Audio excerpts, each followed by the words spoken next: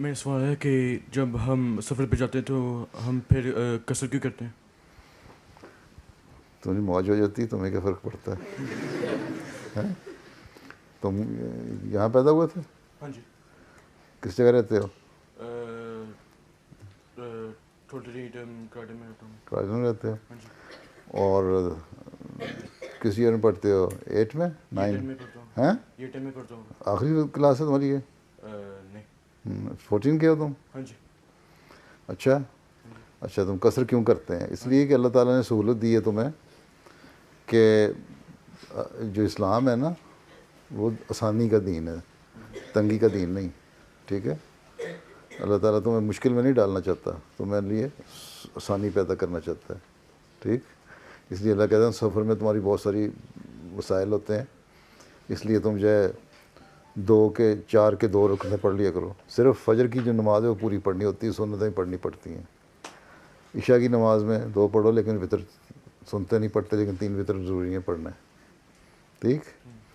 باقی نمازوں میں 4 جہاں رکھتے ہیں. مغرب کی نماز جو ہے پوری 3 رکعتیں پڑھنی ہیں، اس میں قصر کوئی نہیں. ٹھیک.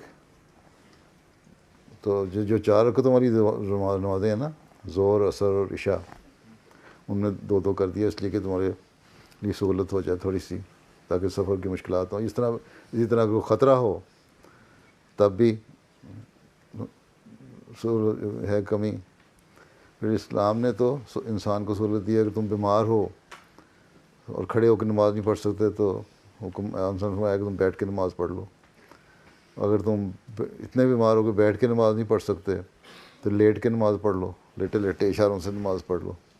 لیکن یہ اس حالت میں کہ بہت تیز بخار ہو یا بہت تکلیف ہو. یہ نہیں ہے کہ ذرا سی سر درد ہو رہی ہے تو لیٹے لیٹے ٹھک ٹھک کیا تو پڑھ لی. ہیں؟ اتنی آسانی بھی نہیں ہے دین میں. ہیں؟ آسانی پیدا کی اللہ تعالیٰ نے ہمارے لیے. ہمیں تو یہ کوئی سختی نہیں ہے ہر بات میں. اسلام میں بڑا بیلنسڈ دین ہے یہ. ٹھیک ہے.